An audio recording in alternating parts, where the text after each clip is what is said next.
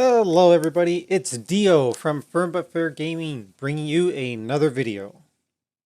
Enjoying all the videos and content we produce, don't forget to click on that subscribe button, click on that like button, and don't be afraid to share. Don't forget to click on the notification button, customize it however you want, but that way you're notified whenever we publish another video. Hello everyone, welcome to another Diablo 3 video. Today we are taking a look at the Demon Hunter, and specifically we are going to be looking at the Marauder set here. So embodiment of the Marauder. So for those that are unfamiliar with the set, it is a companion or a pet build. So the two pieces companion calls all companions to your side. As you can see, I'm surrounded by a lot of friends. The four pieces, Sentries cast Elemental Arrow, Chakram, Impale, Multi-Shot, and Cluster Arrow when you do, as well as automatically cast your equipped Hatred Spenders. So another pet that's going to be casting a lot of spells and dealing damage.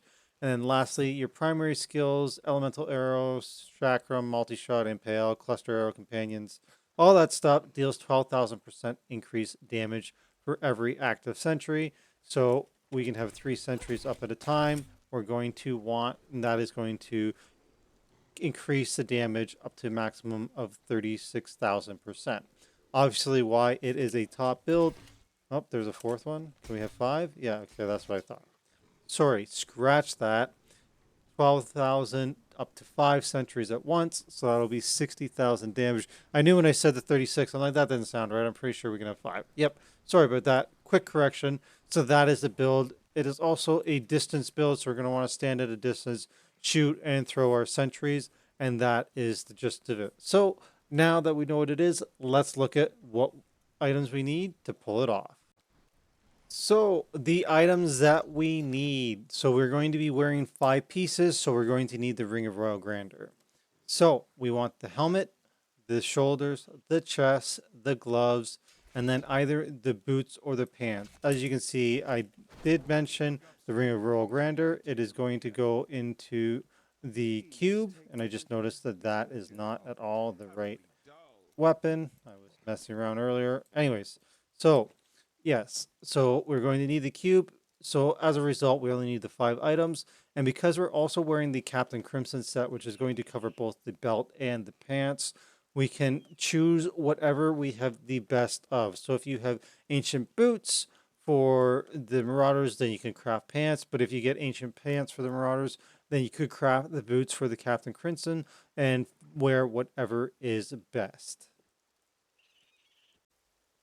Next, we are going to be wearing the Squirts necklace. So, of course, while not taking damage, your damage dealt is increased by up to 100%. So this is my stack down here. If you get hit, it'll reset. And for each stack, you deal 10% increased damage. For our bracers, we're going to be using the Lacuni Prowlers. And the reason for this is the increased attack speed. So that's going to help our sentries fire faster. Our rings, so we're going to want the Convention of Elements as well as the Obsidian Ring of the Zodiac, because that'll help keep our spells off cooldown, so we can always have Dark Heart up and our companions and all that sort of stuff. So we want that as well. And then to round it out, the weapons, we're using Yang's Recurve. So multi-shot attacks 50% faster, and its damage is increased by up to 200%, which isn't the big thing that we're after. It's the resource cost reduction here is going to be huge, as well as the cooldown to help reset our skills quicker, so we can always have our sentries up as we move through the map. And then lastly, we also want Bombardier's Rucksack because it allows us to have 2 additional sentries, and also the cluster arrow now deals up to 200% damage as well. And also it increases our sentry damage by up to 100%. So this one has 87%. It's pretty decent. So that is going to be a huge bonus as well. And yeah, that's just going to be awesome. Helps us. We're going to have multiple sentries up and just help us as we progress through the map. For our legendary gems, we are going to want to use the Enforcer. That is the pet gem. So it is going to increase the damage of your pets by X%. And then it rank 25, your pets take 90% less damage, so that'll help your companions live forever. And then next, we're going to use Zai Stone of Vengeance. You deal damage increased by X% for every 10 years between you and the enemy you hit, up to a maximum of a fixed percent as well. So that is 5 times your base percent. So here at rank 0, we deal 4% for every 10 yards, up to a maximum of 20%. So as that scales, it's going to scale accordingly. So if I dealt 8, then I would deal 40% at 50 yards. And then at rank 25, it is a 20% chance to stun an enemy on hit.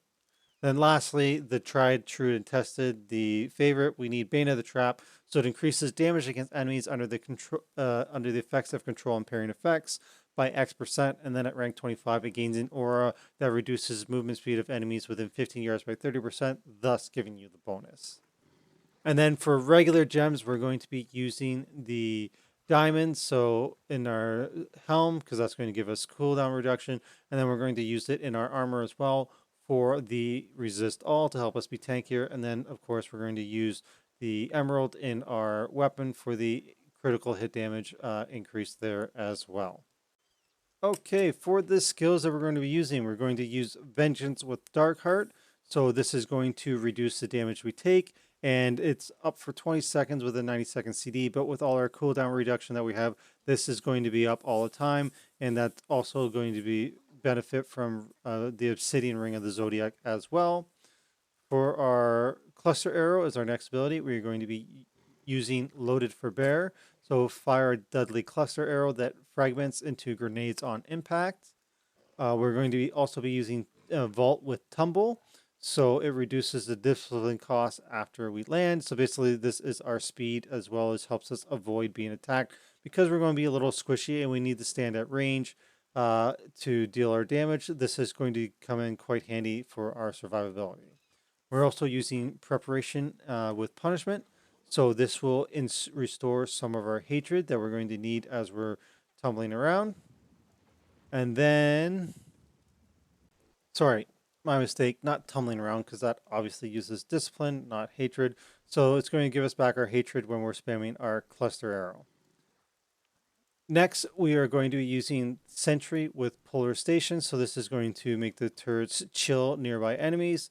And so that is going to also proc the Bane of the Trap as well as the sentries are also going to shoot our cluster arrow that we're shooting. So this is what they're going to do, and it costs hatred as well. So when we drop those in spam succession, we can use our preparation to get that hatred back. And then lastly, we're going to get all our companions. So here we have companion and the wolf. So the wolf is going to howl, granting you and your allies increased damage for a short period of time. But we're going to have all our companions up anyways as our set bonus. For our passes, we have ambush. So we're going to deal 40% additional damage to enemies that are above 75%. Kill of the week, increased damage against slowed or chilled enemies, which is going to be procced by our Sentry with Polarization. Custom engineering. So this is going to increase the duration of our sentries by 100% and increase the maximum number of sentries to 3 and traps to 5. So this increases it to 3, but then our red sack here is going to give us 2 more, which gets us to the 5.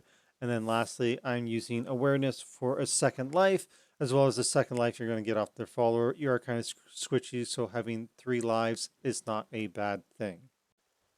For our stats, so on our helmet, we're actually going to want dexterity, critical hit chance, and then cluster arrow.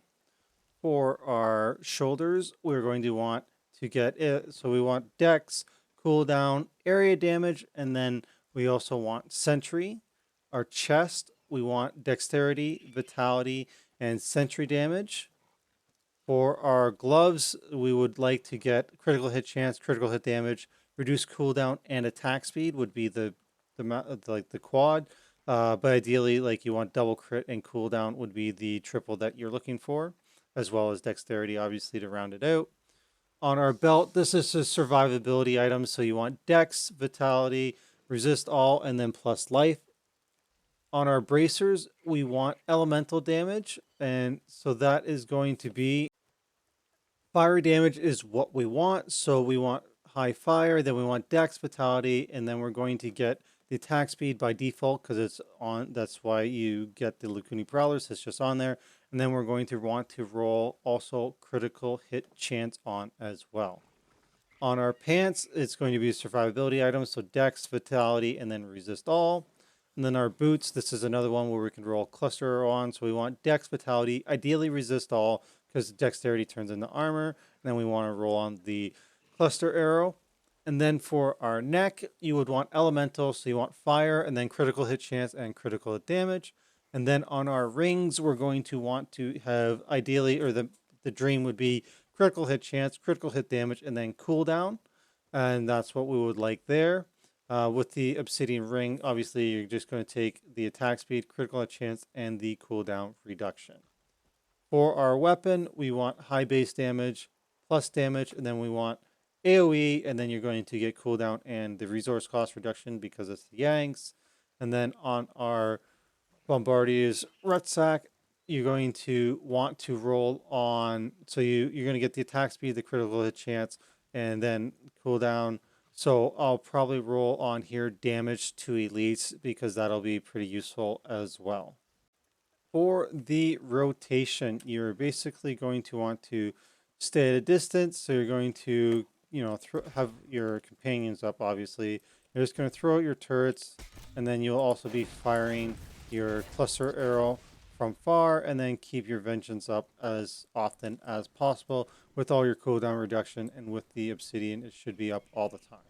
The idea is to stay far away and dodge everything using Vault, and just live and stay at a distance, and things will just die from your turrets, and your companions, and with you firing your cluster arrows from the distance.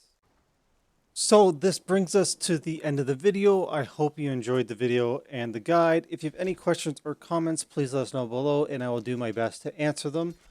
As always, we appreciate it. Like, shares, and subscribe, so please click those buttons. And also, we'll be doing a lot more videos for Diablo 3 here in Season 26. So keep coming back and check out all our other guides that we've already posted. So until next time, hope you're enjoying Season 26, and see you in our next video.